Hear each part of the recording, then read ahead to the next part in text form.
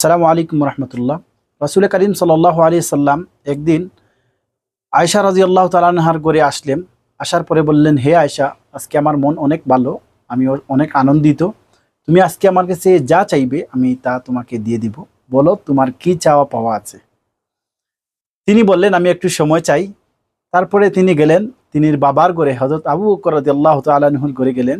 তখন তার বাবাকে গিয়ে বললেন যে আজকে রাসূল করিম সাল্লাল্লাহু আলাইহি সাল্লামের মন ভালো, তিনি বলেছেন যা কিছু চাইবো আজকে তা দিবেন, আমি এমন কি চাইতে পারি বাবা।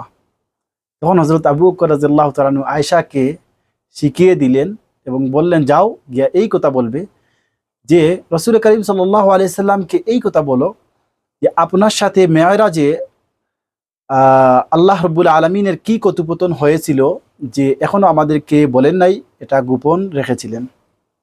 তখন তিনি হাসি মুখে একটি মুস্কি হেসে বললেন, এমন কঠিন প্রশ্ন বা এমন সুন্দর একটি প্রশ্ন তোমাকে অবশ্যই আবু বকর রাদিয়াল্লাহু তাআলা শিখিয়ে দিয়েছে। আবু বকর ছাড়া এমন প্রশ্ন কেউ করে দিতে পারে না, তোমাকে অবশ্যই আবু বকর শিখিয়ে দিয়েছে।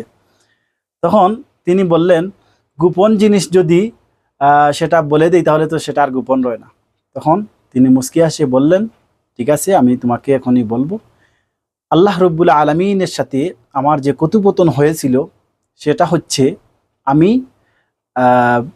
মেরাজে যাওয়ার পরে আল্লাহ রব্বুল আলমিনের সাথে যে কথোপকথনটি হয়েছিল সেটার মধ্যে একটি গোপন রেখেছি।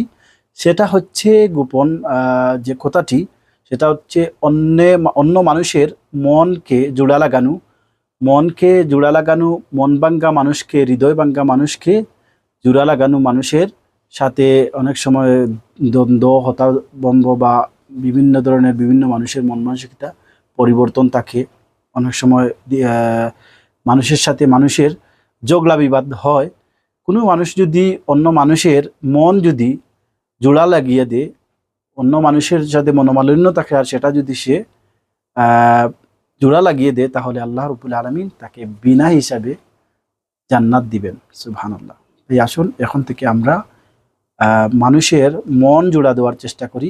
মানুষের সাথে অনেক আছে আমরা কয়েকদিন পরে কথাবার্তা ছেড়ে দিই, বা আমরা অনেক সময় ঝগড়া বিবাদে লিপ্ত হওয়ার পরে, মানুষের সাথে আমরা বিবাদে লিপ্ত হওয়ার পরে আমরা ঝগড়া বিবাদ করে মানুষের সাথে কথা বন্ধ করে দিই।